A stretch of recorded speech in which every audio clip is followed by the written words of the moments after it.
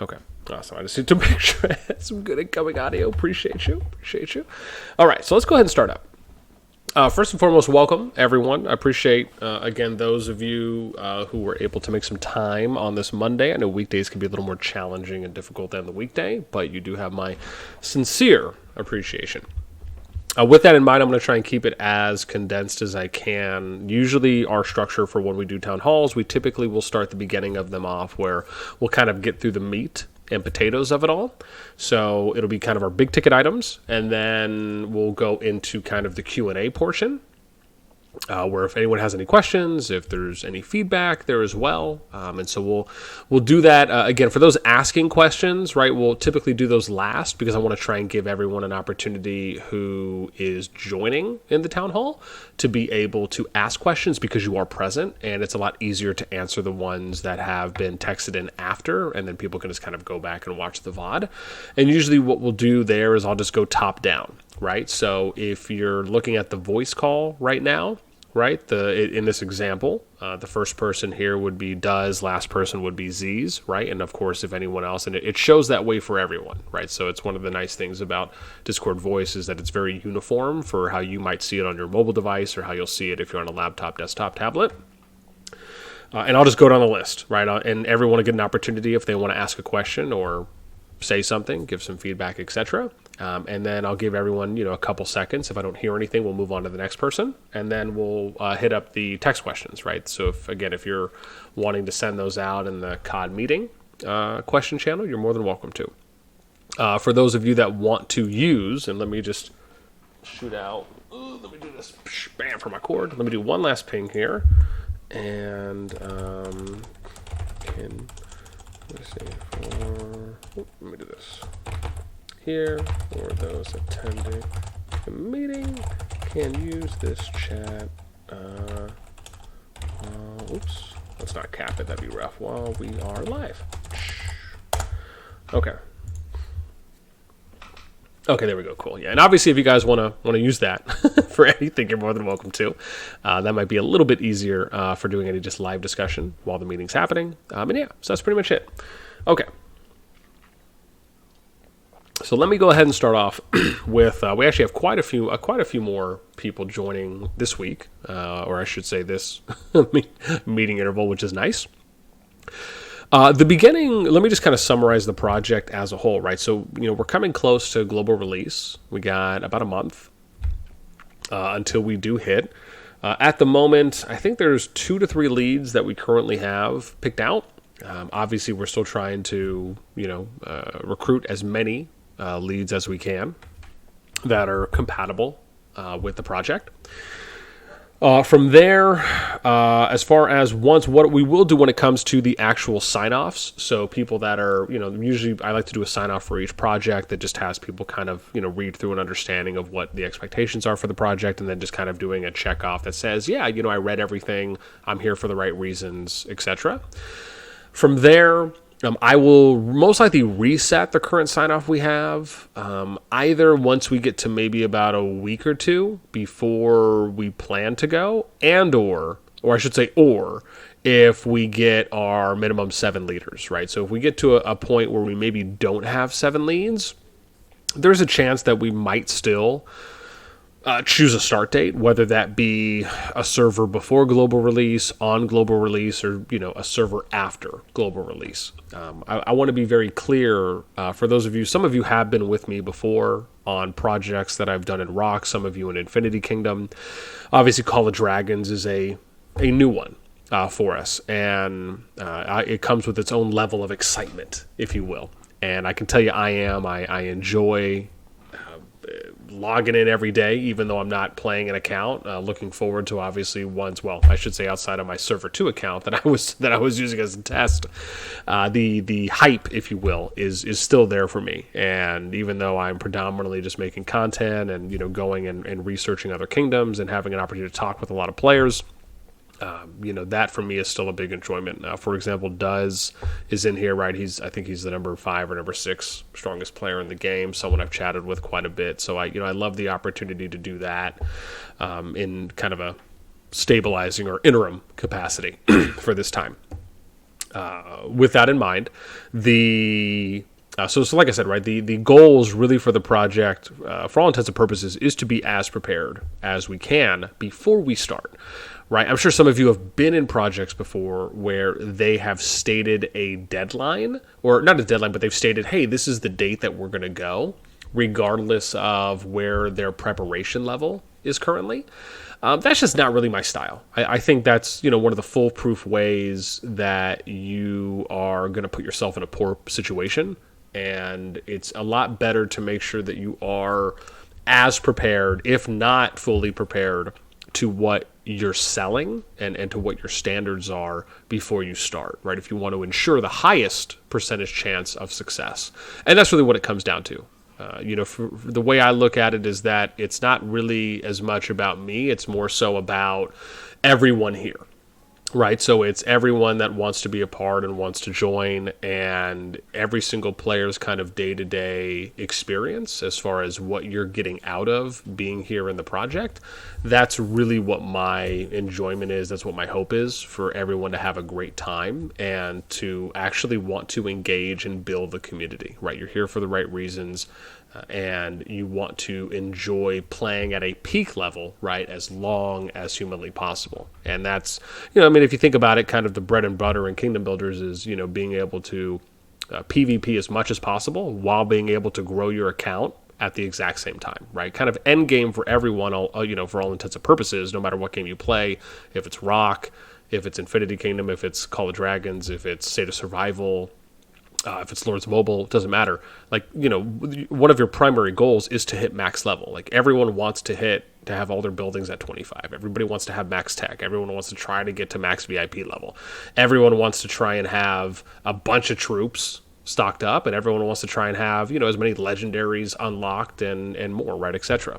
So, that's something that is kind of a primary goal and objective for everyone. At least I believe it should be.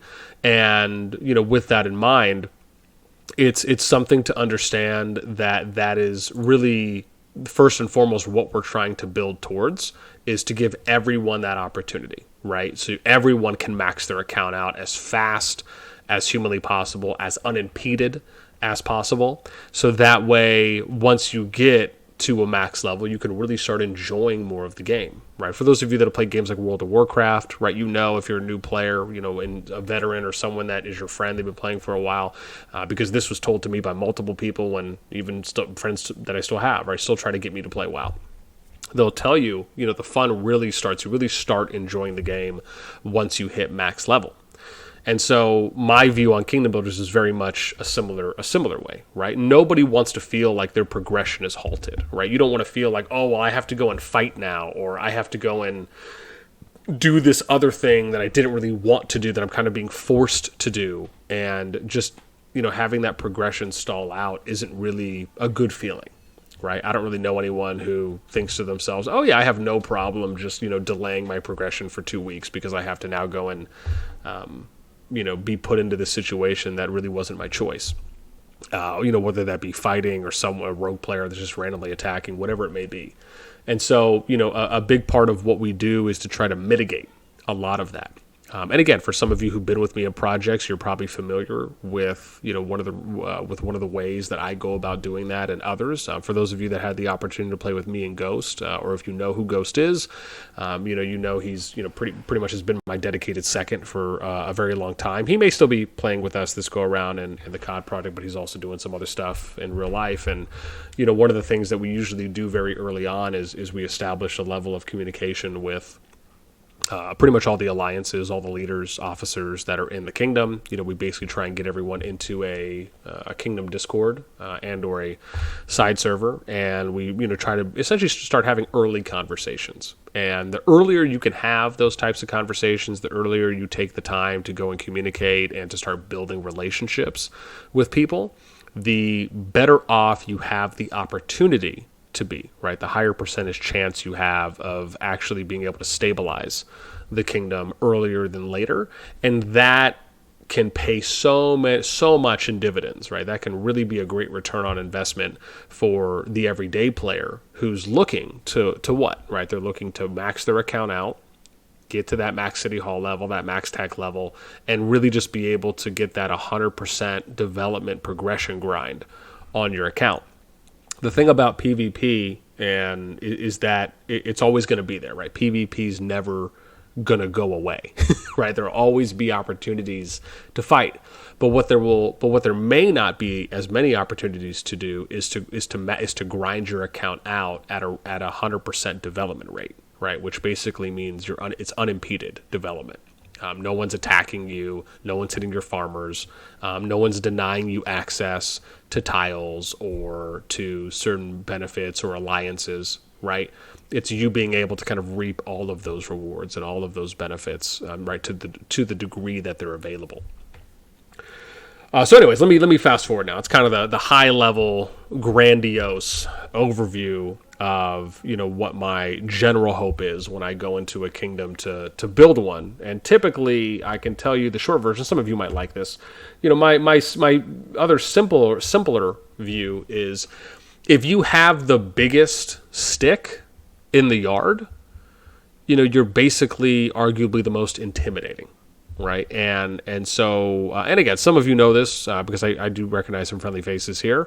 You know that that almost all the projects I do typically will always have the most amount of players and arguably the most amount of alliances, if not always the most amount of alliances for whatever kingdom, you know, I want to go in. And part of that is also factoring into making sure that you have the biggest group when you go into a kingdom. Why? Because, like I said, if you have the biggest stick, you are able to not necessarily dictate, right? But you're able to have a larger presence, and that can award you certain benefits within the kingdom, and it gives you a little bit more wiggle room, a little more opportunity. To kind of ingratiate conversations and discussions and have a little bit more leverage, right? That's probably a good word to use at times. And because of that, right, it gives any project a higher percentage chance of success, right? If you're just going into a kingdom with one alliance or two alliances, you know, sure, that's great. But, you know, unless you're going in there and you're basically trying to make a spenders only alliance, it may not give you the best return on investment that you really think. It may. Anyways, let me fast forward now. So, like I said, I kind of gave an overview of where we're at right now in the project. Of course, we're still recruiting for management. We actually have quite a few officers, which is great. Like I said, the biggest thing right now is just trying to find more leads. You know, the biggest thing when it comes to anyone who's interested in applying for leader, if you know someone who is, right, just make sure you read over the jump positions page, read over the sign-off, the COD sign-off channel. Those two will probably give you the biggest introduction, the biggest amount of information, and hopefully understanding before you potentially apply. I can't tell you how many applications I see on a regular basis where they're just very generically filled out. It's almost as though they don't even take time to read through what this project is actually about and how it may differ from other projects. So, you know, that's my one big piece of advice is really make sure that you read and you have a good understanding. And if you don't, always ask. Why? Because asking is free. It's like a free sample for those of you that have like Costco's or Sam's Clubs or, you know, big warehouses that you go through and they just have free sample people that are at the end of the aisles. They're great. Free samples are really nice. Anyways, fast forwarding again. Now, with where we're at, as far as like when we actually go, like I said, into the kingdom, the goal as far as kind of going through season 1 and then getting to the next season, for all intensive purposes, and I actually updated. Some of you may have read some of this information, and then we're going to get to the questions here in a moment. And I've updated the COD goals channel that I have updated with some new information. The idea here now is, you know, we really kind of want to be more alliance group centered and focused first, and then, you know, kind of working within the kingdom. Will kind of be more of a secondary kind of joint or co-primary objective. But the really kind of overarching, because of the fact that it's just going to be more difficult, not to say that it's impossible, but it will be more difficult to go into season 2, which would arguably be our merged server with our kingdom and what could be up to 3 others, plus or minus, to go in with a truly unified kingdom where everyone's on the same page, and then from there be able to still hold that level of unity throughout Season 2. Because of the fact that it may just be more difficult to do that, right? And don't get me wrong, I mean, I still would love to try and accomplish that. But at bare minimum, right, it's like that saying, you have to be able to take care of yourself before you can start taking care of others. And that's kind of going to be what the goal is, right, is as far as the primary goal. We really want to try and be in a position to where we can efficiently continue our relationship developing within our group, within our set of alliances, and make sure that we are very unified, very much on the same page, and everyone's good to go, before we really start trying to do just more on maybe a bigger scale, so to speak, than when it comes to the kingdom as a whole. Because if we're good, then it'll give us an opportunity to really solidify and have like I was saying earlier, right, a larger presence in the kingdom, which can help us when it comes to negotiating, to having leverage available to us, and to being able to really try to bring everyone together within the kingdom, hopefully for the right reasons.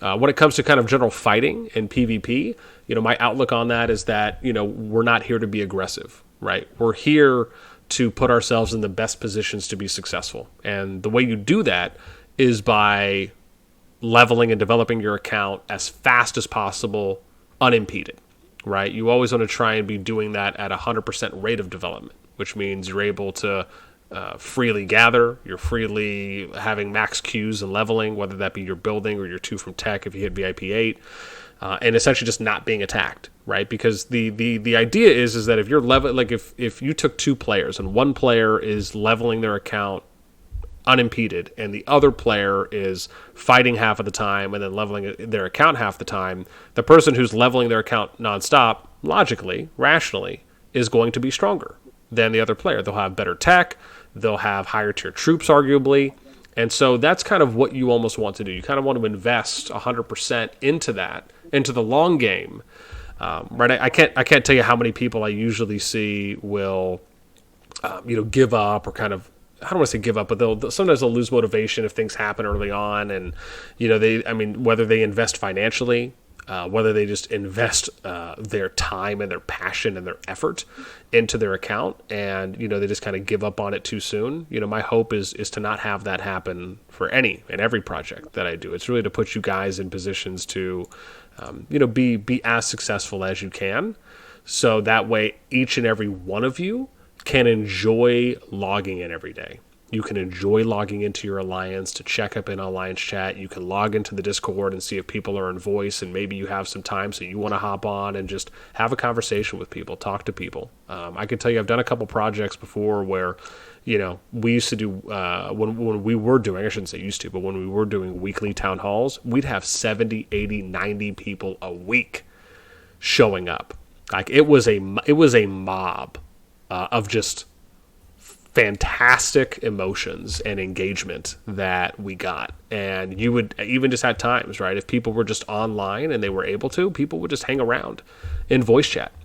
On a daily basis, you'd probably see 10 or 15 people just anytime you logged in, anytime you opened up Discord. 10, 15 people would just always be hanging out in voice. And then, sometimes in the evenings or on the weekends, that might increase. Anytime we had, KVKs or those types of things, right? Or if we were doing kind of big internal events or community ran events within a kingdom, right? That could increase as well. And for me, that's really what it's about, right? I mean, if I just played the game itself, I probably wouldn't enjoy it as much as, if I wasn't able to do things like this, right? Organize meetings and talk to people in voice. That level of social engagement is really important to me. And so that's something that I really try to preach heavily when it comes to, what I would hope a lot of you get out of it. I've been fortunate to, even just have conversations with people that, spend hundreds of thousands of dollars on kingdom builders. Some people that have spent $1 million on kingdom builders. And, often what I find is that, they just have the means to spend, but they really hang out and stay for, the social engagement part of it.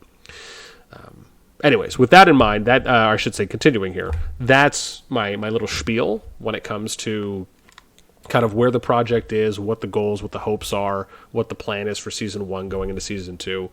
And then obviously, for those of you who have time, please make sure you check out the COD P Goals channel because it has been updated. I'm going to go ahead and open the floor up now for questions. So again, to reiterate, this is what we're going to do. I'm going to go top down for those that are in voice first. If you feel that, and again, I'll respond to everyone who asks a question, right? So this could take a little while, just depending. And so that's why I wanted to kind of get the big stuff, big chunks out of the way first. If you feel as though you have to leave, you have to drop out, I'm probably not going to get to you, please make sure you ask your question in the COD P Meeting Questions channel, which should be right above this voice channel, just in case if you have to go or if I might not be able to get to you. That way I can make sure that your question is answered, and then when you go back and watch the VOD, I will timestamp out the question, so that way it'll be a little bit easier to find it. I know we've been going for 21 minutes, almost 21 minutes now. So okay, so here we go. And again, what I'm going to do is I'll just call on your name, and you do not have to feel entitled to say something. Right? I'll give it 2-3 seconds. If I don't hear anything, I'll just go on to the next person, right? This is just, it's optional. So if you want to say something, you're more than welcome to. If you are not in a position to where you can voice, but you have texted your question out, then I'll get to that at the end, just so I can go through all the questions in a row. It'll just make it easier for me. Right? And again, I'll still make sure I answer it. It's just for the sake of time, I want to be as efficient as I can. So I'll go through everyone that wants to voice their question or wants to say, hey, or give some feedback, or, again, you can hit me with a challenging question. It doesn't matter, right? I'm a big believer that, anyone who's going to be leading a project, you have to be accessible. And it's kind of like Shark Tank, right? If you don't have solutions or answers to hard and difficult questions, you probably shouldn't be leading a project in the first place, right? Anyways, with that in mind, let's go ahead, and I really like this whole "with that in mind" saying. I'm noticing as I self-analyze the words that are coming out of my mouth. Let's go to first up here is Sneaky, Mr. Sneaky, fellow content creator.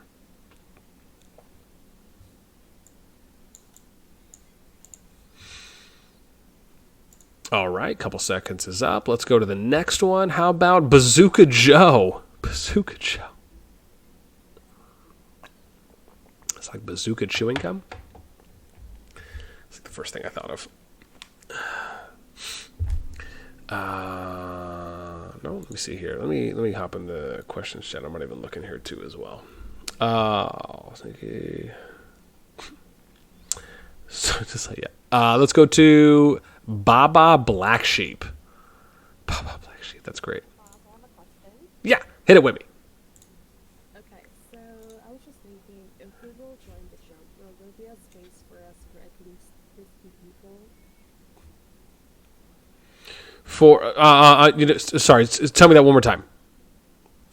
Okay, so if we're going to be joining your jump, will there be a space for us? Minimum of 50 people. So you mean for like a group? Yes. 100%. So if just to be clear, if it is a group, I'm assuming that the group wants to stick together. They're not, they don't want to split or anything like that. Yep. Okay. Yeah. So. Oh, sorry. Go ahead. Okay, and then, because I know that some of the jumper groups they don't welcome like Asian players like us. The majority of the players will be Chinese, Japanese, and Korean. So I just wanted to make sure that if we're gonna be joining the jump, there won't be any racism, something like that. I mean, you know what? I would like to hope so. That is not really high on my immorality list as far as engaging in what I would describe as just, those scum individuals. So I am a lover of all humans, and I can tell you, at least I can speak for myself. And what I will also say to add on to that is, I think respectfully, I like to be pretty, upfront about calling those things out. I typically like to try to take a very positive and proactive, it's probably a better word, proactive hand in addressing those things when they happen myself. Obviously, if it's something that's happening internally within an alliance, officers and or leaders typically would bring those things up. When it comes to those issues happening, first and foremost, the leaders themselves should, obviously be the first points of contact, whether it's it could be an officer as well, but it could be an officer and or leader within their alliance that is bringing it up. And then typically what we like to do is we would have a channel within the Discord for the management team, which is essentially all the officers and leaders, and we keep track of those things. So we usually have a whitelist channel, and it's kind of, and you can call it whatever you want, but the short version of it is that you basically have a channel where you keep logs of all those types of incidents. So it could be a screenshot of a player, so you have their ID. It could be the name, the alliance they're in, what they specifically said. You could even use threads, right? Sometimes we would even use threads for specific players, right? So if they're repeat offenders, right? Then we're very, I should say, those types of things will be set up, and those I can tell you will be tracked. So if any of those things happen, and then obviously they'll be addressed appropriately, typically and hopefully first and foremost by the alliance they're in.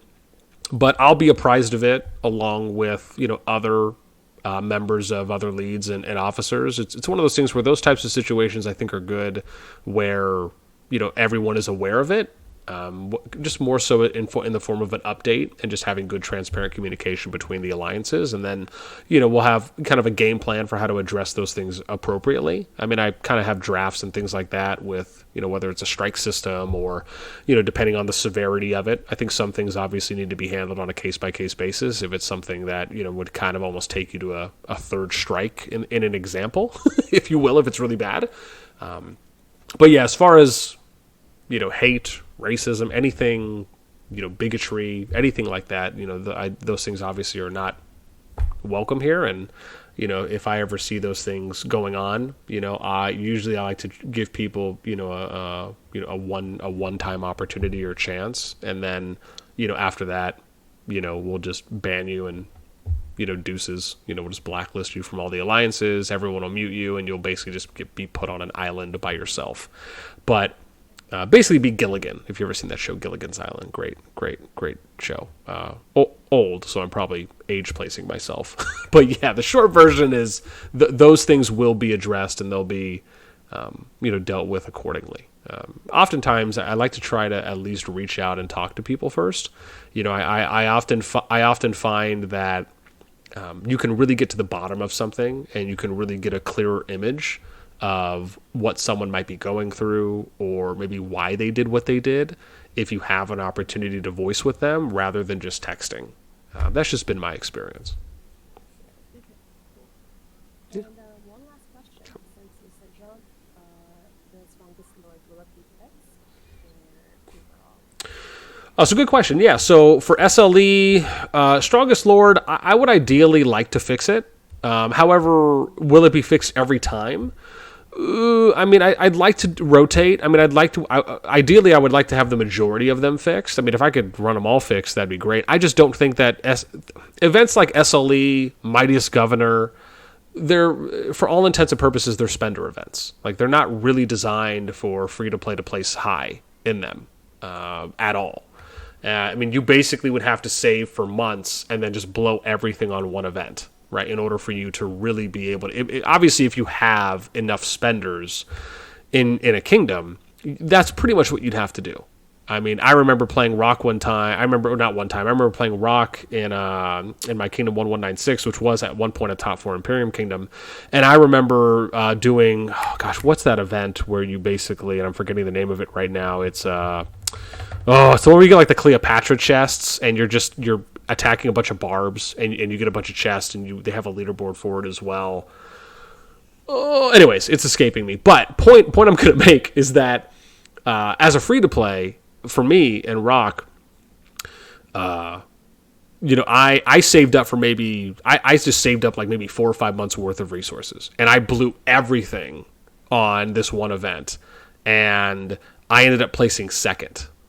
in it. And it was only because no one was really going hard in spending, and a spender still beat me out in first. So, it's just understanding that Strongest Lord events are not meant for free to play to really place well and to win. The expectation and the realistic approach for free to play really should be you do the minimum task rewards to get those materials or resources, and then you spread out your resources, you spread out your material and your resources, investing in a plethora of events or in events that are going to give you better return than SLE. And that's usually why. But typically the important part there is taking the time to educate and inform and explain that to the player base. Most kingdoms don't usually do that, right? Most kingdoms may just come out and say, oh, well, hey, we're going to run fixed, or hey, we're going to run semi-fixed, or we're going to run top 10, or, hey, this will be a free-for-all. Most kingdoms I've seen across multiple kingdom builders do not usually take the time to make sure that the average player is educated and understands why the kingdom is doing things in a certain way. In addition to this, even though, let me, this is a big asterisk as well. Let me make sure I do clearly state this, is that because of the way that the seasons work in COD, which kind of goes back to my first point, even though my hopeful wish and intent would be to run fixed events, and then you basically just try and have, you try and basically, you swap out, like ideally if in a perfect scenario, let's say the kingdom is truly unified, or everyone's unified, everyone's on board, and you're running a top 15 or top 20 fixed, the way I would like to do it would be to run where you have a group of 15 or 20 win one event, and then a new group of 15, 20 win the next event. And that could be a new group of spenders, as an example. That's one way to do it, where you have a new group each cycle.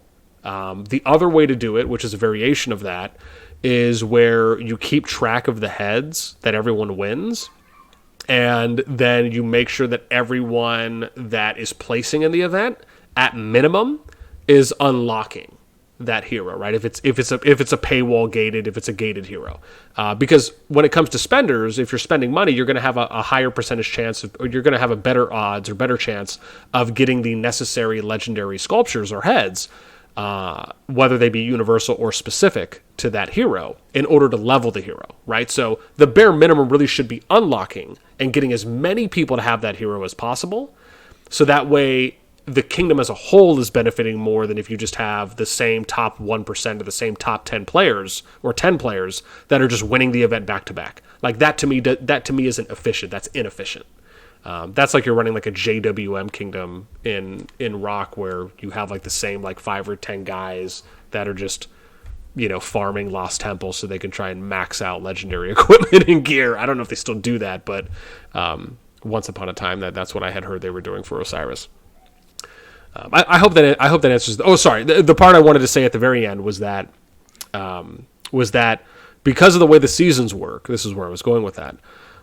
Is that if we're, let's say we're unable to unify the kingdom, and it's, everyone's kind of sectionalized or separated besides our group, it's our group and who knows how many others, then probably the best way to really look at it at that point is just to look at it as a free-for-all, but we just will have, maybe certain guidelines that we want to follow as a group, because the thing to keep in mind is that, there are ways to obviously boost in SLE that we could probably do internally if we really want some of our players to place high. And let's just say there's just no way. Maybe we tried. Maybe we made an effort to reach out to other alliances to try to unify the kingdom, and it's just no all the way around, right? Like, let's say we've done our due diligence. We've extended our hand as far and as many times as possible, and we're just not getting anywhere. Then at that point, we would probably look internally and say, well, okay, maybe we'll just run a free-for-all, and you guys can just go do what you want within means, right? Within reason. Obviously, if no one's attacking us or anything, we don't just want to go out and start zeroing people just because it's kill event. You can boost rankings in an organized way, in a controlled way, where one example is... NASTi. What's that? Can you shorten your answers, please? You talk way too much, to be honest. You give so freaking long answers. Yeah. It's Yeah, and there is tons of people left. no, of course. That's what we're here for, though. Yeah. I mean, so my, you know, I feel what like you're getting carried away usually when you start answering to some questions. This is not a YouTube video, man. got you. Well, you know, again, I'll definitely do my best to try and have short answers. Just sometimes there is a needed level of explanation, and if it seems long, that's just because it's intended. You know, I'd rather have you have the needed amount of information that you need versus leaving you shortchanged or feeling like you didn't get the full answer that you wanted. But if yeah, oh, of course. And again, I don't mean to, you know, there will be sometimes I may catch myself rambling. And if that's the case, and I'm just going off on some random tangent, you know, please feel free to let me know. I have no problem with someone slapping me about that. But I hope that answers it altogether. Yeah, Sheep. absolutely. Okay. Absolutely. Thank you so much. Yeah. And I will say again, if you are coming from like an international community, I think that's really dope. My like long-term vision is actually having which is kind of like the dream vision, is having like a true international community where you have people that can cover all the different time zones. And I don't usually meet people that are fluent or bilingual or trilingual or speak multiple languages that can speak Korean, Mandarin, whether it's traditional or any of the dialects, and also speak English. So if you fall into that category, I may have to talk with you a little bit more later. I just think that's awesome in general. Okay, you're welcome. Candy apple.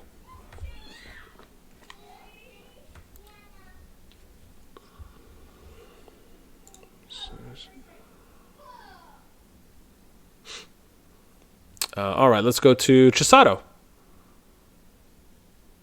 I've got nothing. All right, no worries. Gin tonic, or is that gin and tonic? Is that how I should be saying that? Right. Tonic, okay. Gunner daisies. Evening. Yeah, I do have a question. Maybe in continuation to Bombas' question as well. When and how will we know what alliance we'll be in? What will be the names, and who will decide? Yes. So the family name is just going to be, at least as of now. I'm not sure if we'll be doing some kind of a name vote on it or not. I'm still debating that. But short version is that it'll just be, the family name will just be NASTi, just how like my second name is, and then basically alliances can just have a variation of that. So you can just, in short, you just use that word, and then you can add on any words you want. You can use that in the beginning, use it in the last, use it in the middle. I think that's how we maybe did our last two projects. So, but again, I'll probably solidify that once we either get the needed amount of alliance leads or we just get closer to that point. So, yeah, it could be like, you know, gosh, I don't even know, the NASTi Men, or the depths of NASTi. I don't know. I'd have to really think about that one more. But yeah, I mean, yeah. And then to finish off, like the first part of the question, when will we know which alliance we'll be in, and who decides that? Yeah. So Who do we know if we're alliance 1, 2, 3, 4? yeah, no, good question. So I'll be essentially distributing players myself, and that's just to ensure that it's as even and as kind of fair across the board as possible.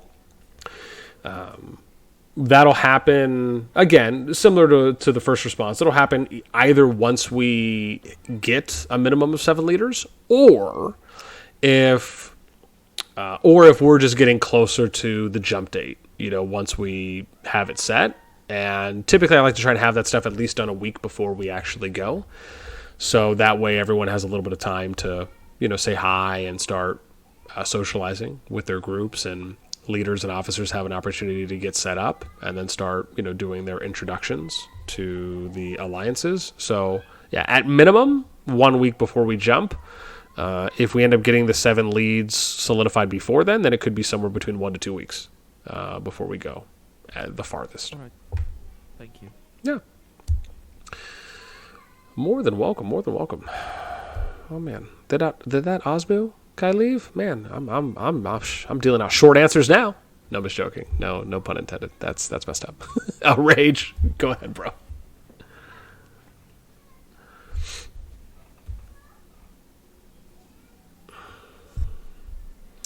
All right, let me go on. How about Jacob York? Or Jacob? Sorry. I'm like trying to overpronunciate that. Rage said nothing here for me. All right, cool. How about Lubu? Yeah, do we have a count for the number of leaders currently? I didn't see anywhere on the Discord. Yeah, I don't. How many we have? Yeah, I don't know. Let me see real quick. I don't know if I mentioned that in the last one. Oh yeah, I guess I didn't include that. Yeah, I think right now I think it's 3 right now. I have to double check with the third, but I do think we're up to 3 currently. I have got a few more apps. I just haven't. I think this morning I did. I just have to go through those. But yeah, I'd say it's like a soft 3 right now. Thanks. Yeah, sure. And I'll be sure to include that in the next update too as well, because I thought I did. Let me see, Michael. I just had a couple of questions. One about, so we're going in with 7 alliances. Is that an idea? Do you have an idea of where we'll go in terms of placement? So will we try and do 1 alliance per zone around the outside because there's 7 zones, or are we going to try and do 2 or 3 alliances and dominate a couple of the different zones? Yeah, so my view on this has been pretty consistent ever since I started doing early projects and rock. Is I think the benefit truly is to have a spread out approach, just because you have a lot more flexibility and you can actually transition a lot more efficiently as well. Just because of how early level 1 adjacent passes open.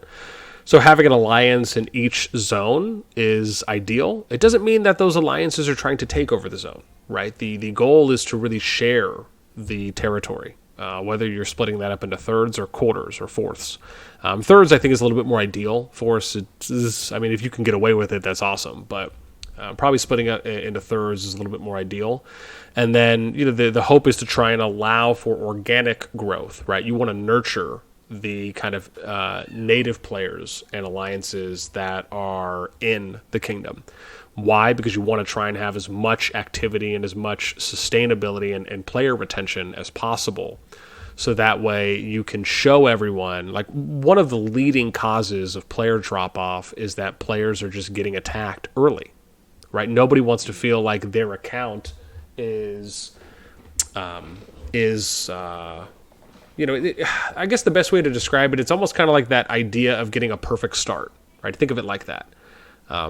Mentally, a player can be very derailed when they feel like, oh, well, I'm trying to get this perfect start. I'm trying to level as fast as I can. No one's attacked me yet. I haven't had any problems that have come up. I'm progressing really well. And then all of a sudden, you just get attacked by some rogue player, or another alliance comes in and attacks you, and it just goes on for a whole day, or maybe you only get hit a couple times, or your farmers get hit. To some players, that can be enough, regardless of how you feel about it. That can be enough for them to just say, okay, I'm just going to restart. I'm not going to play here anymore. For others, that can be enough for them just to quit. Now, regardless of how we feel about that, you can maybe make the argument, okay, that might be a little much, but it is a reality for some players. It's one of the reasons why you have such a high volume of players that will typically restart, right? I've seen this countless times in projects I've done and in countless kingdoms where you'll even have a full alliance that you'll have full alliances that will regularly restart if they are not able to become the number 1 alliance in a kingdom. I'm sure for some of you that have played Kingdom Builders, you probably have seen that before as well. So trust me when I say there's a multitude of reasons on why that would happen. But like I said, the short version is we want to try and do it that way with how we distribute. And then with how we progress from kind of like zone 1 to a zone 2 is kind of based on from that. But we want to try and nurture as much as we can. And by having presence in each region, it allows for us to communicate and to build bonds and relationships with the other alliances that are there to try and, nurture kind of I guess, a peaceful right way forward where everyone can benefit. And by us having a pulse there, not to say we want to kind of be or act like America, so to speak, because I've heard some people tell me that one before. But it's more about, being a support option, right, for everyone that's there. And then, it also, like I said, it gives us the flexibility. So let's say for whatever reason, let's say, there's an alliance or two in there that are just planning to be aggressive. We've reached out, we've had conversations, we've even met with them on voice, and we've done everything we could. We've even had multiple people try to talk to them, no way to get around it. Well, by having an alliance there in each region, we can potentially sandwich our level of support. Why? Because you have an alliance here, and then you're having the alliances coming from both sides. And when you have an alliance in each region, it gives you the opportunity to do things like that. So a lot of it is about flexibility. And even worst case, let's say you get pushed out of a region. Well, you have a region you can fall back to. And not only do you have a region you can fall back to, but you have an alliance that you can fall back to with support. So it's just, I guess if that hopefully answers the question, if that makes sense. Yeah, it does. And that last bit that you were talking about really leads on to another question I had. When we were playing Infinity Kingdom, we did quite well to unite quite a lot of the nations within the Red Kingdom. And then we had two particularly aggressive whales who must have spent tens of thousands.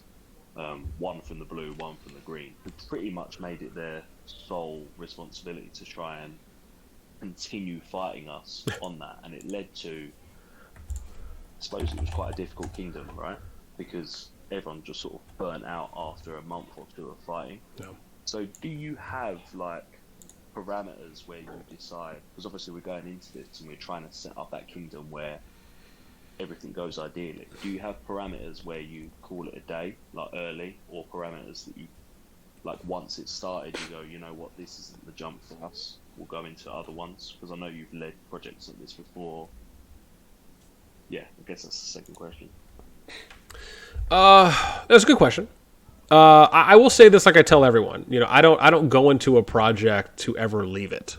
It's one of the reasons why I spent a good bit of time building out the Jump Resume channel. For anyone there that's had an opportunity to take a look at that channel, that's pretty much tells you everything you need to know for the most part, about me. There's, kind of, my resume, what I've done in the Kingdom Builder scene in general, what I've had the opportunity to do in Rock, what I've done in IK. There's even video references there that people can watch if they just want to see how previous projects I've ran have gone. I do that to be transparent. I do that to be accessible. So that way, and also to show you that it's okay to talk about your previous projects as long as you take something away from it. It's not just you running with the definition of insanity and you're never able to grow from an experience. You're just doing the same thing over and over and over again, expecting different results. I'm not really a believer in that because I just don't think that really works, right? I mean, unless maybe you're playing like, unless you're at the casino or something and it's just a matter of odds, then yeah, you want to decide you just want to go red back to back to back and keep placing red in Baccarat or, splitting tens on blackjack, whatever it may be, it's your own decision.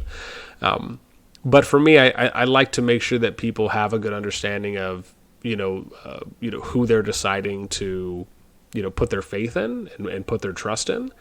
And knowing that, anyone at any point in time can, come and talk to me and come and chat to me. I always try and make myself as available as possible. And, whether that's to communicate or if that's to, see my history and my work ethic. But in short, like I said, my when I go into a project, I give it 100%. Chisato is someone who's been with me before. I Am Rage was someone who was one of the leads in one of my previous projects before. I'm sure maybe some other people here who might just have a different name that I just can't recall, or if I haven't spoken to you often, some of them can tell you as well, in addition to me, where, I'm all in. It's my blood, sweat, and tears. You get everything from me every day. No complaints. When I do projects, I might get 50, 100 messages, more than that, a day. And oftentimes what I've realized over a period is that, you're really more of a problem solver. You're almost kind of like a camp counselor to an extent. I feel like a therapist at times, like I'm running a human resources department, and I'm just getting, claim after claim of, oh, this person said this, or this person sexual harassed me at this point, or this person said something racist, right? It's, a big part of it is you having an understanding when you're going to lead a project that it's not just about playing. It's really more about managing. And I talk about that even if just being a leader of an alliance. It typically is more managing than it is at times playing, depending on the amount of time you can invest. And in my position as more of a R6 kind of overseer, if you will, it's that's more amplified because I usually will get more messages on average than those. I've even done videos on my YouTube channel of like the day in a life of like running a kingdom or managing a kingdom. And I literally take you through what I do. Like I basically recorded, I think I've done like 2 or 3 of these, and I'll probably do more, but I hadn't opened up anything to start my day, right? So I start recording and then I open up everything, and you'll see like all the messages I do, the voice calls I get into. It's pretty cool for anyone who's interested in a kind of little behind the scenes look of when I did do those. But yeah, anyway, sorry, that's the short answer. I'm sure I went on a tangent for that one. No, that's fine. Thanks for reminding me of all the reasons that I didn't apply to be a leader and now apply to be an officer. Yeah, So we appreciate it. yeah, no, 100%. Time for detailed questions. I'll let you move. Yeah, no, thanks. Appreciate you, Mike. Mr. Rager. So, generally in ROK, people had differing and or had strong and wildly differing opinions on what free-to-play players should focus on in the beginning. But personally, I narrowed it down to like infantry, cavalry, or PvE. So, what do you think? What do you think the general consensus would be for FTP free-to-play players to start with in CoD? So, just so I heard you right. As far as what to focus on?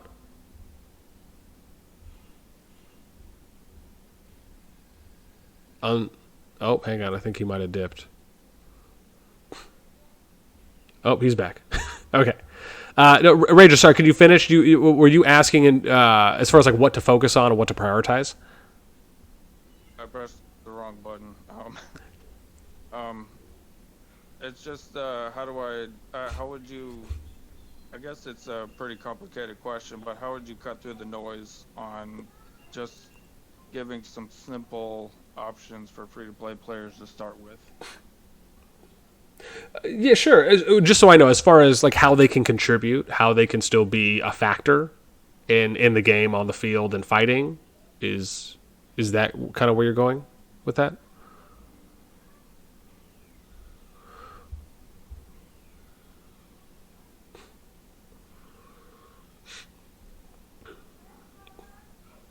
Yeah, because generally for free-to-play players, it's pretty complicated because people always have really strong opinions on it, and there's usually a lot of noise behind it. So,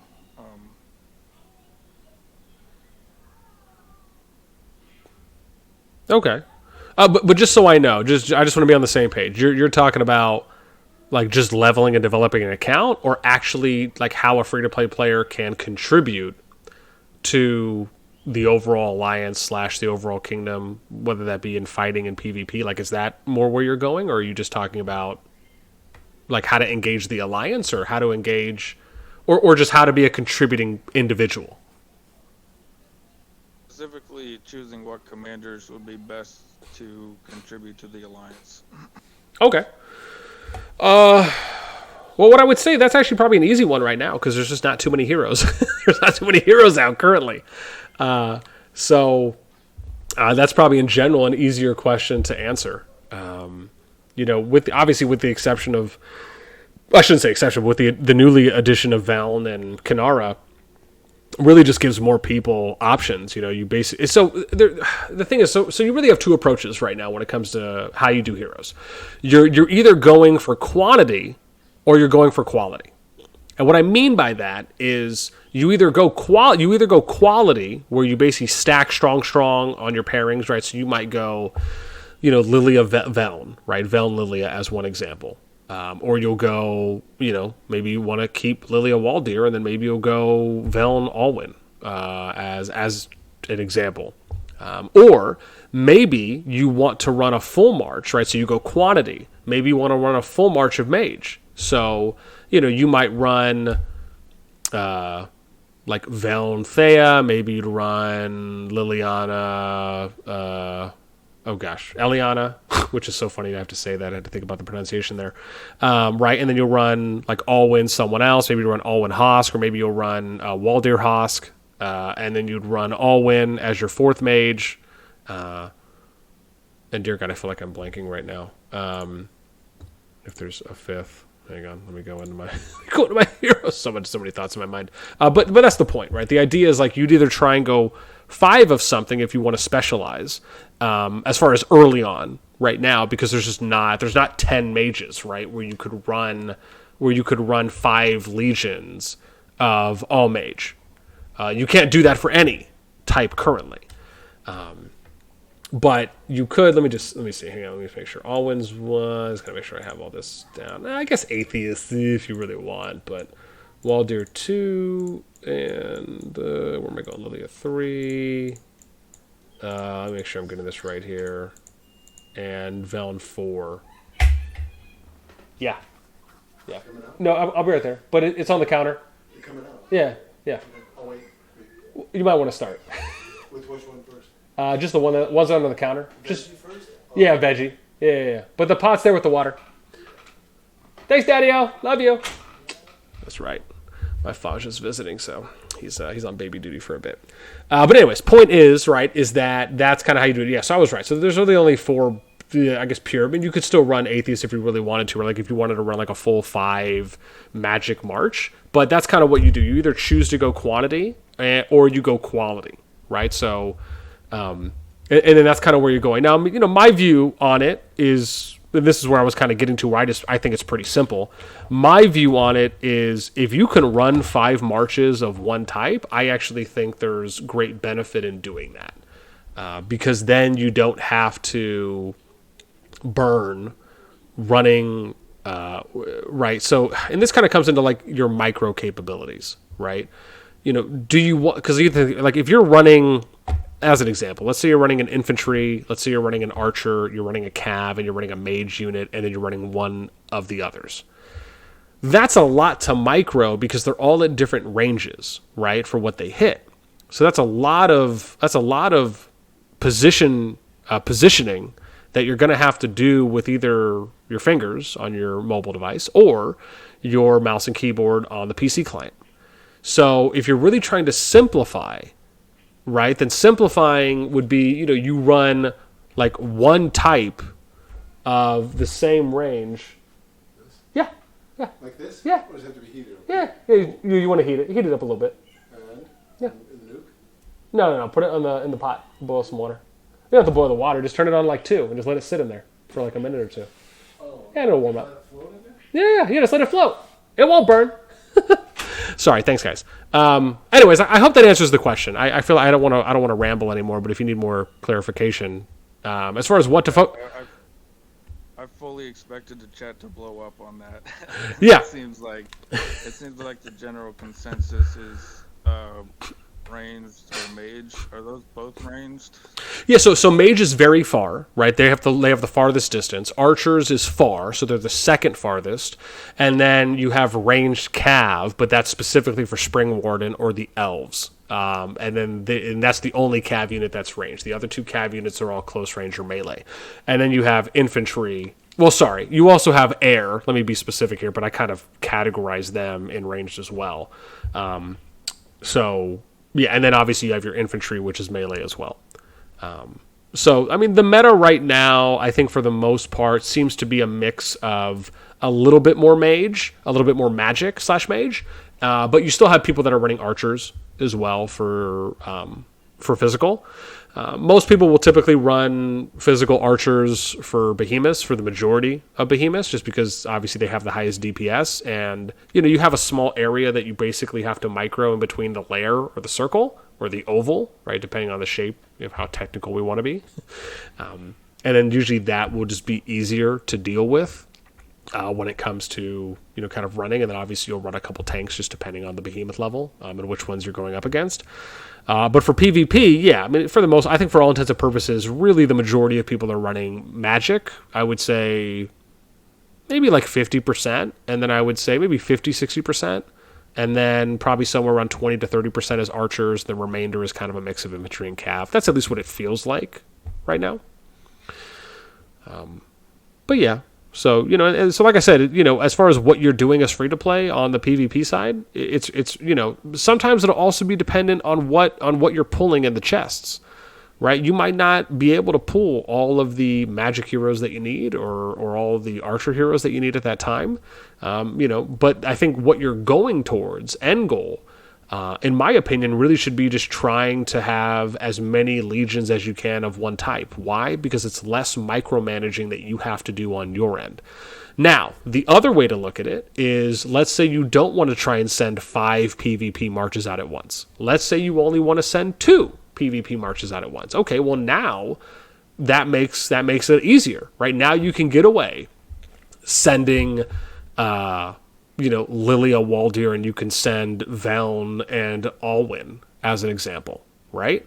If you're doing Cav, you can just do nothing but just send Bakshi and dear God, why am I forgetting that? And Emrys, right? I can't tell you how many times I'll just see a solo Cav march out there with Bakshi Emrys, and then they're running other stuff, right? They're running something else. So, you can totally do that. It really just depends on what you want to do. However, I myself just lean more towards wanting to have as many units out there of a single type, so it makes it easier when I'm positioning and when I'm micromanaging the units, because I don't have to worry about multiple range distances. I don't have to worry about, well, this unit moves faster or slower than the other one. It's just easier. Now, if you really want to go like the StarCraft 2 Pro, South Korean, GSL, ESL, Pro League type stuff, and you're like really doing your key bindings and, you're really just going hard with it, then please, by all means, you are more than welcome to impress the internet and let me know when you do so I can record it. I don't know if I'll be doing that.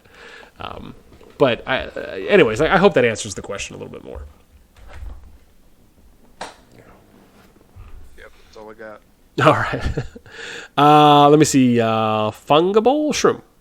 Oh, sorry, non-fungible shroom. Let me get that right.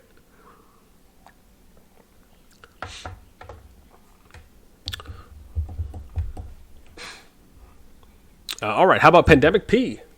That's a good name, Pandemic P.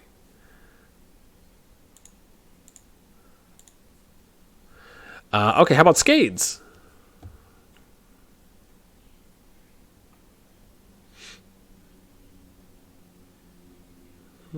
All right, how about Schnizzle, my Crash Bandicoot brethren? Yo. Just was wondering about the alliances within basically this greater group that we're making. So the goal is not for us to all be actual unionized allies, right? The goal is to try to just create an environment where there's going to be balanced PvP. The reason I'm asking is because in Server 7, Myth was so dominant that it basically ruined the game. There's no competition whatsoever, so everyone is pretty much just quitting at this point because there's not really a challenge out there. Yeah. So yeah. That's a good question. And I think that kind of ties a little bit into, one of our unique things that we're doing with our project that I've recently started doing in quite a few of the projects, which is, having balanced alliance power. This is something I'm a big believer in. And, for those that are curious, there's a really good video on, if you go to the Jump Resume channel, there's a really good video if you look at successes is what it is. So if you go to CoD P resume, and then it should be like the second in between, it'll say like general, then successes. It'll say like S79 IK 5 months in. Great video to watch for those of you who want to see what a kingdom can look like 5 months in, with how balanced the power is and how many active alliances and players there still are in a kingdom. S79 in Infinity Kingdom to this day is probably my best achievement thus far. Not obviously the kind of golden age or gold standard that I'd consider, because I'd like to obviously have a kingdom that that I'm still there in a capacity for a year plus. But they're definitely an amazing example of what a kingdom can look like at that point, and how glorious it really can be when you have so much activity and everyone's on the same page at that point. But in short, yeah, like I said, power balancing is really the goal. It's kind of the key where, we're to avoid situations like you were mentioning with the S7 myth situation. And this is something that's pretty standard. I talk about this often. I've done videos on this where it is kind of, it's basically the default mindset that an amount of players will come into these types of games, right? They just think, oh, hey, this is a war game, or this is a fighting game, or this is a game where I just want to join the strongest alliance, or I'll work my way up and try and join the strongest alliance, and I just want to be with the top dogs, and whatever they do, I do. Or they come in and they say, well, this is a war game, all I want to do is fight and do PvP, let me join the strongest alliance I can get into and go and do that. And that's definitely a belief of quite a few. I don't necessarily know how many, but there is a portion of people that view this type of game that way. And with that in mind, it's one of the reasons why I don't believe in that, because I just think it does more harm than it does good, i.e., or Exhibit A, S7 with Myth, as you said. And even in Kingdom 1, right, in the very first kingdom, the first beta kingdom for this king, similar situation, right? For anyone who watches some of my earlier Call of Dragons videos, Server 1 had the same thing happen. King was basically the number one alliance there, and they were a cut and above separated from the number 2 alliance, and it was basically just them and no one else.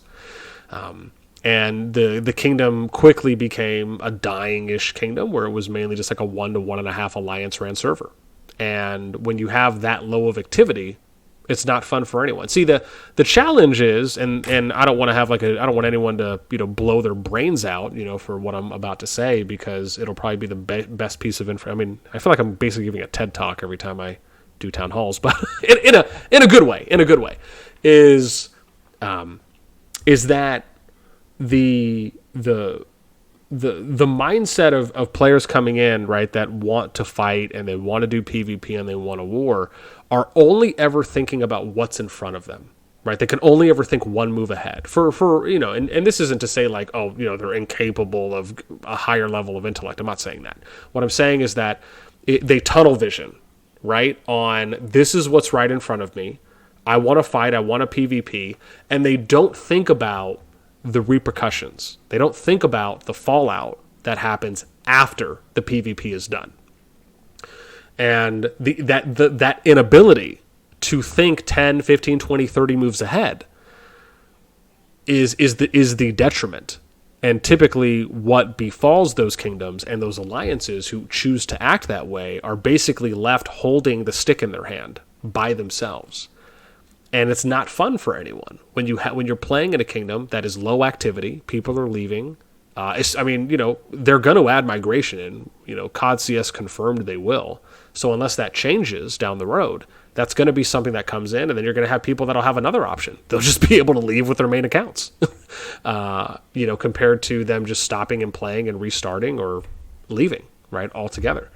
So, like I said, this is where it kind of gets in, and this answer will be a little bit longer-winded because I had to kind of explain some context there for those that just may not know, right? If you don't play in multiple kingdoms, or you don't research other kingdoms like I do, and like let me say I enjoy doing that. That's something I go out of my way to do. I think those things are really important. What's up? Supposed to be this is runny. What? That's what she gets. Yeah. She's not digging it. That's okay. If she's not digging it, just give her the milk. That's fine. The green one? Yeah. Try to give her the green. Just even if it's cold, that's fine. And if not, just give her the bottle. That's okay. Thanks, bro. You're doing great.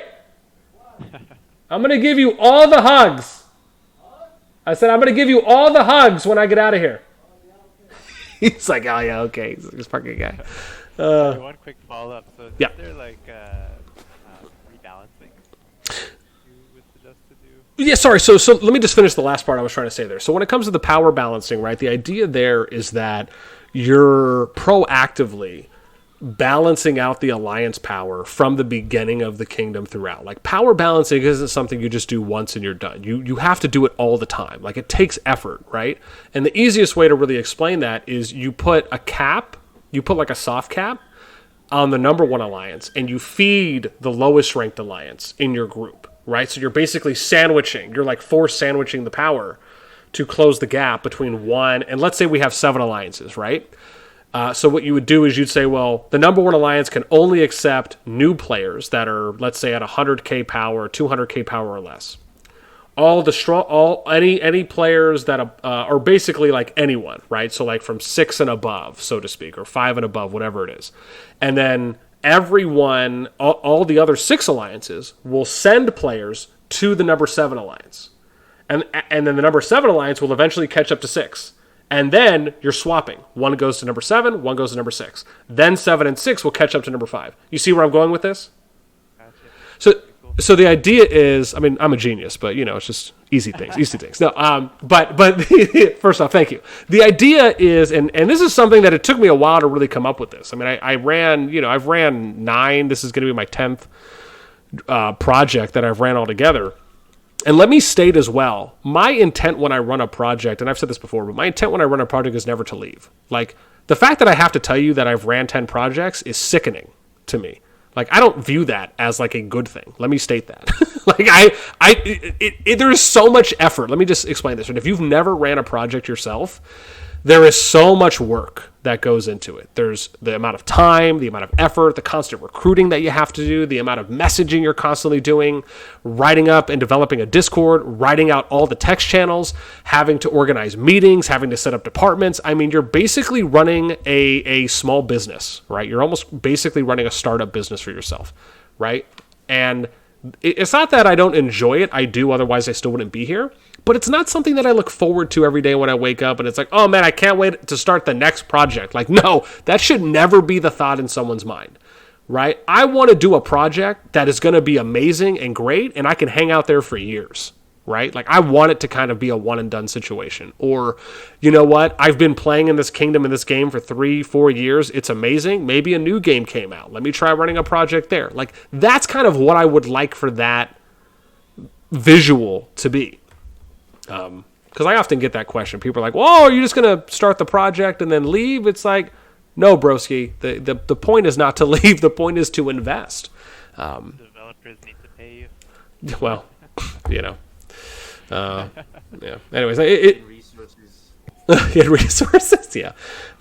Anyways, I hope that answers the question as far as on the power balancing, right? I mean, there might be some. The very last thing I'm going to say there, so I can get the Tenchi, and obviously for some of the new people that may have joined, is.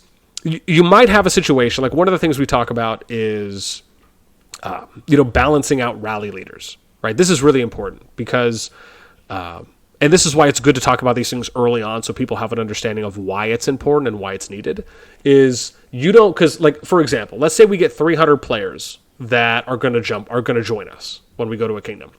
There is no way of knowing who is going to spend money and how much they're going to spend until they start spending. Right? And I'm sure you guys have seen ads if you've played Rock or Infinity Kingdom, and I don't know if anyone's doing it in COD yet. If they are, they disgust me. Respectfully, of course, because I like to say things in more or less a nice way. Is that people who will say, oh, I have confirmed whales, or, oh, we have 3 Krakens with us, or we have someone who's going to spend 20 grand in the first week. It doesn't matter if it's true or not. There's no way to confirm that. There's no way to legitimize that and to prove that someone is going to spend that until they do, right? They could tell you whatever they want to tell you. It's one of the reasons why I don't run polls on my Discord where people say, oh, well, how much do you plan to spend weekly? It doesn't, because people are going to lie. You're going to have people that will lie to you and they'll click it. Why? Just so they can get into an alliance with someone who spends. Like, that's a very simple one way of viewing it mindset. I've had this happen. I've even ran it a better way and also the reason why you should never run polls on your Discord doing it that way is because what happens if another group or another player comes in and they try to, and they look at your poll, because anyone can access the reactions, and then they start poaching all those spenders from you, right? Because they don't have to tell you. All they have to do is look at the reaction and DM that player. So, again, you should never publicly run that stuff. But one of the things I used to do is we ran an anonymous feedback form. So I basically I set up like a Google form where I was the only one who had access to it. And Is that water too hot? probably not. Let me see. No, it's fine. I'm gonna give her 4 ounces. Yeah. She didn't want to eat any of that. Hi, sweetie. Come on. Yeah. Because maybe because it was cold. Okay. No, it's good. Yeah. I mean, make it a little hotter. It might run through the system faster. I'm joking. Anyway, so sorry, I was saying that I once ran an anonymous feedback form, and I was the only one who had access to it. Oh, sorry, it was me and one other person did, and no one's name was on it, and no one could see the results. The only people that saw the results were me and this other person, and we did that so that way there was just there's 2 people who were accountable. That was the thought behind it. And then what we did is we basically split all the people who said they were spenders. We categorized them in the high, medium, and low based on the amounts, and then we basically tried to split them equally between the number of alliances that we had. So we basically took more of a rising tide lifts all boats approach instead of consolidating everyone into the 1%. Right, which an example of that would be like what TA is doing in SS1-2, right? They're basically trying to take all the top players in the kingdom, and if they could fit the top 150 into their alliance, I'm sure they would, right? And that's not just call TA out or make it seem like that's a bad thing. I'm just using that as an example. So yeah. Sorry, I hope that answers the question. Thank you. Yeah, that was great. Okay. Dope sauce. Tenchi, I appreciate your patience if you do decide to come on voice.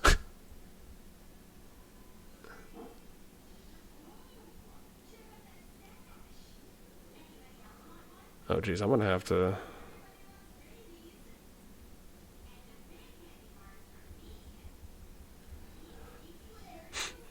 No, okay. Let me go to anyone new that showed up. How about Almighty Banda? For anyone who's still here, just if you have any questions on the project, you're more than welcome to ask. Do not feel inclined to come on voice, and you're also more than welcome to text it in the COD Meeting QS channel. Okay, I think you're good there. Is anyone new here? Lubu, Michael? Okay, no, cool. So I got to everyone. Okay, awesome. Oh, I feel pretty good about that. One last question. How much are you planning to spend? How much am I planning to spend? Oh, gosh. Yeah. So Say roughly. hilarious enough. Yeah, I'm gonna mortgage a couple properties. So, what's funny is, and I have to make an amendment, right? I have spent $20 in Rock. I think it was on the Growth Fund. I think it was. That's the one where it's like City Hall levels or something that you get gems for.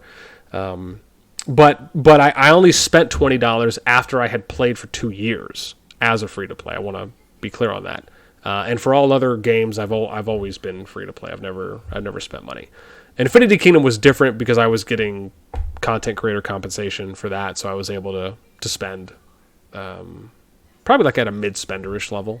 I'd argue, and that was fun, I guess. I mean, sometimes feel like you kind of lose touch a little bit with understanding the leveling for what it is like to be a true free to play. When you do spend. And so, sometimes you have to just kind of make sure you're always putting yourself in perspective for that, especially when, in my position, if I'm doing content and I'm speaking on something, I have to make sure to either try and cover all sides of it or at least at minimum cover it from a free-to-play standpoint. And so that was something you have to work a little bit harder at when you're spending money in the game, because your reality oftentimes is not the true reality for what a free-to-play player's day-to-day is.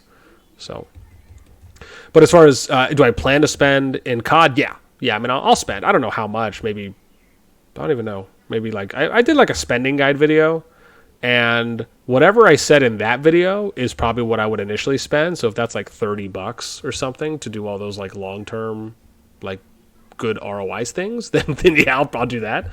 Any more than that, I don't know. We'll see. So I don't think they've started doing any like content. At least for me, I don't think they've started doing any content creator reach outs yet as far as anything. I mean, we're still a month away, so who knows, as far as if they'll do any, like creator bring-ons and compensation for videos or things like that. I mean, it's all pretty standard stuff that they do for the games, obviously, if you're someone who kind of gets into their programs, if they even do them. But as far as my own money, I mean, if I was making a little bit more from YouTube, maybe. So, most of the time I usually just save the money or I'll reinvest it into certain areas. So, But yeah, I'd say a little bit. is that's my answer for now. So. Oh yeah. Oh yeah. Give me 1 second. I just gotta see. Yeah. Your way working. All right. Before I get to the text questions, I'm going to open it up right now. So if anyone has any questions that you want to fire off, something you thought of while I was answering something, or maybe something that you just thought of, feel free. And I'll just leave that open for a minute or two or a few minutes, depending on how many we get, and then I'll go into the answering the text questions. Hey boss, it's me again. I actually have a couple of questions, but I don't want to bore everyone. Is it possible if I just message you privately? Because my friends were bombarding me with questions about the jump and all that. Sure. What we could do as well is, why don't you just hold on to those, and then let me see if there's anyone else that has a question first, and if no one does, then feel free. What are you gonna be? She took all 4 ounces of no real fast. Yeah, she did. Okay. And like she wanted more. She's okay. I mean, did she eat any of the food? A little. Okay. Maybe Okay. 5 or 10. Bites. That's it. Okay.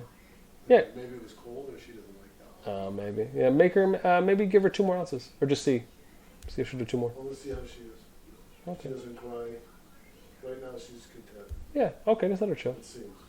Hi. It's just she kept sucking on that bottle. And Yeah. that thing was gone like a minute. Yeah. Okay. Okay. What are you gonna be? Well, I might have to go in. I might have to go in a second. I forgot to tell you I'm supposed to meet. I gotta meet. I have to do that thing. Yeah, I know. But I gotta meet Millie at my mom's real quick to talk about the babysitter thing. At what time? Oh, it's supposed to be here in a few minutes, but I'm waiting. I'm waiting. Coming here? No. I'm supposed to meet her over at the house. But her. She's only 5 minutes. I'll let you in a sec. I'm about to finish. We can do it real quick before you go, because when you come back, might be too late. Yeah, maybe. Okay. Sorry. Okay. Does anyone else have something before Baba goes? And then I'll probably have to probably end this because I'm already at almost an hour and a half. So. Oh.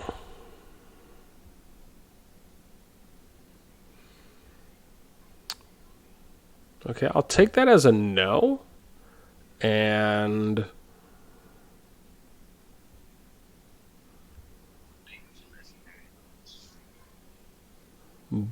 okay. I'll take that as a no. So, Baba, go ahead. You can ask yours, and then I'll try and get to the tech stuff. Oh, hold on. I meant, hold on. Sorry, there are many messages. No, you're good. No, I mean, private messages, because they're bombarding me with questions right now, and I don't really have the time to convey it one by one. Oh, okay. Oh, yeah. Oh. Yeah. Oh, you're good. Yeah. So you just want to talk offline. That's fine. Yeah. Yeah. Easy peasy, lemon squeezy. We can easy breezy, beautiful cover girl that all up. Okay. Sounds good. For this one, because I was hoping to, for the merging, do you have the data for that? For what? For the servers, do you have the data for that? As far as, so you said for the merging? Mm-hmm. As far as when 7 through 10 or whichever the next kingdoms will be? Yeah, because me and a co-member of mine in server 15 was talking about it.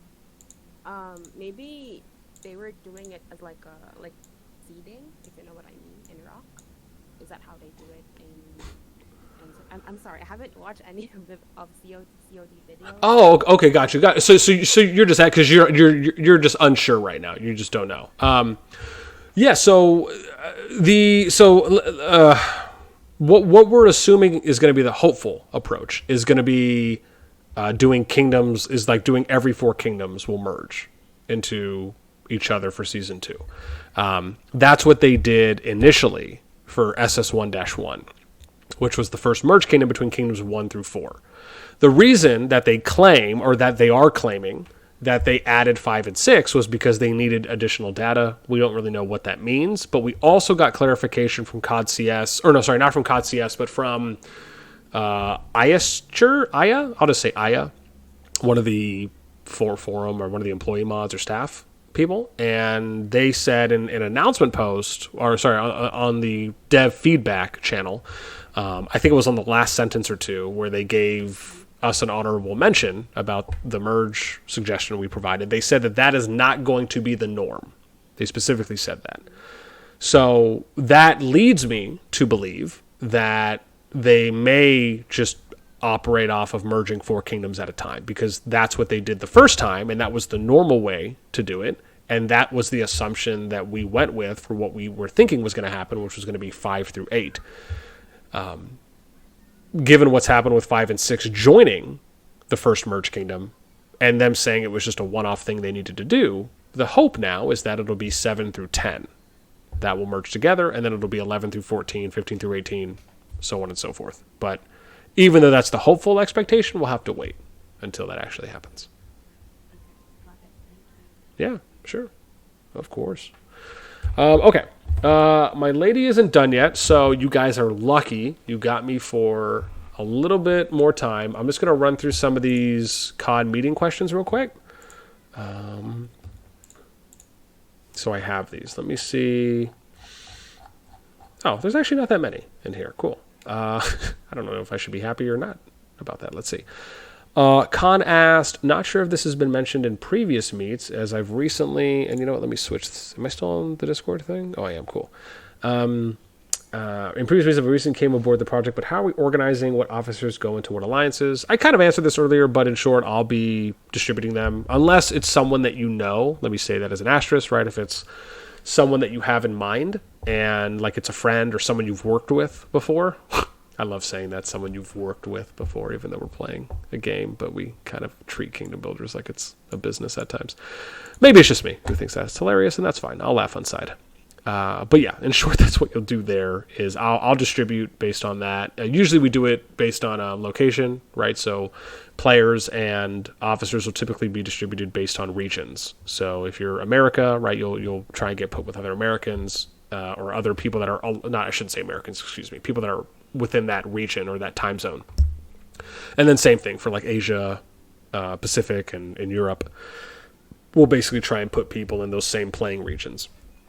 And then if we have extras, right, we'll just place them accordingly as best we can.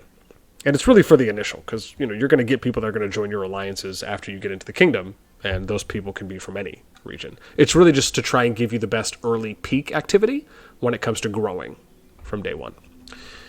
And obviously having people online that you can participate in events with as well. So you have a core. Tracy said your room is messy. First off, Tracy, more or less right. But let me say, this is not my room. This is the office. And number 2, my family is visiting. So this is actually where my sister is sleeping. And or where the lady puts me when I've been a bad boy, if you know what I mean.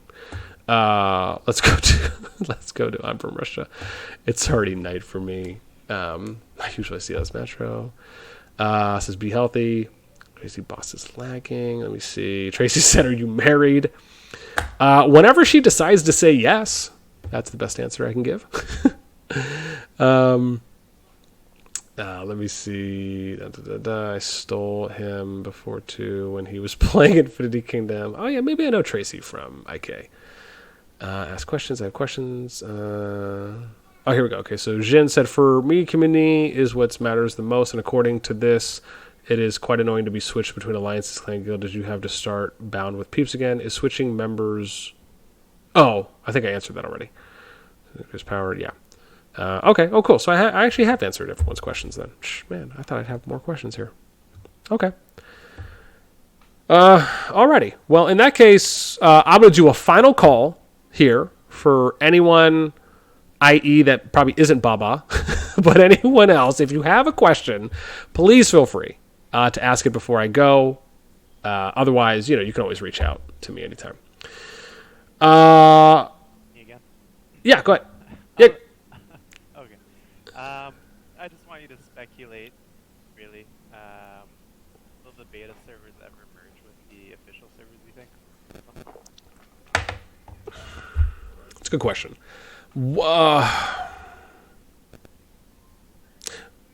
what I don't even know if I want to say what I'd like to see. Let me say that. What I think one way it could play out is, and it really depends on, are the devs going to continue the merging philosophy where you'll do another merge after the first merge? Because how that could potentially look is you could have 4 kingdoms merged together. Those become SS1 dash whatever the number is. And then once you get 4 merged kingdoms, or even 2, you merge those together, right? So that could be something that happens later down the road, right? You could just merge merged kingdoms instead of merging 4 home kingdoms, right? It's like the next step. The other way they could do it is you could do one season of merge where you go from season 1 into season 2 and you have 4 kingdoms that merge together like we've already seen with SS1-1. And then migration opens. So maybe migration is locked season 1. And then you have to go through the merge first, play out season 2, and then migration opens season 3. Or it opens at like the end of season 2, maybe like the last week or 2 or something like that. That could be another option for how it plays out, right? I mean, they could also come out with some type of KVK variant. I mean, they've stated publicly already that they're not going to do something like Rock for KVK, even though, personally, I believe that if they did add something into COD like KVK, it would be better than Rock's KVK, just simply because of the ranged element, the ranged mechanics that they have in this game.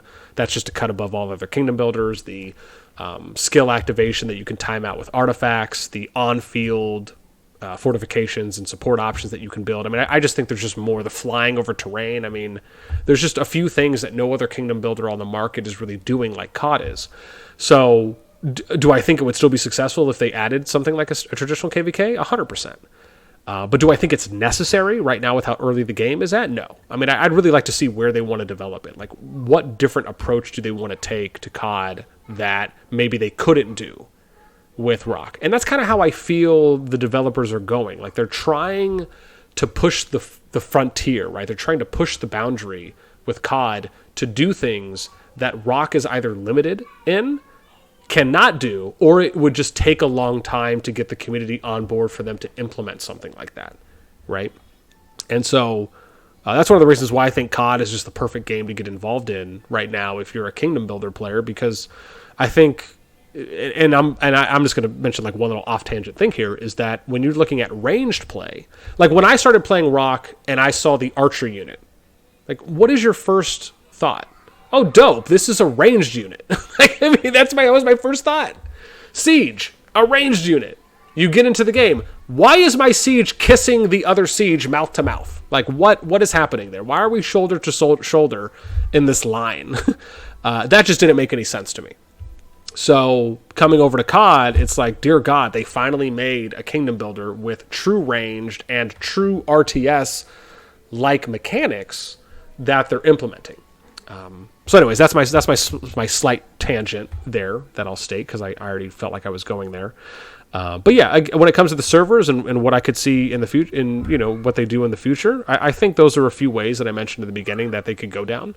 I think regardless of the decision they make, I'll be excited just to see what they do, because there's just a lot of unknown right now where we don't know what they're going to do, and to me that is still exciting. Right? Because it feels like they're really trying to take a proactive approach to just doing something differently.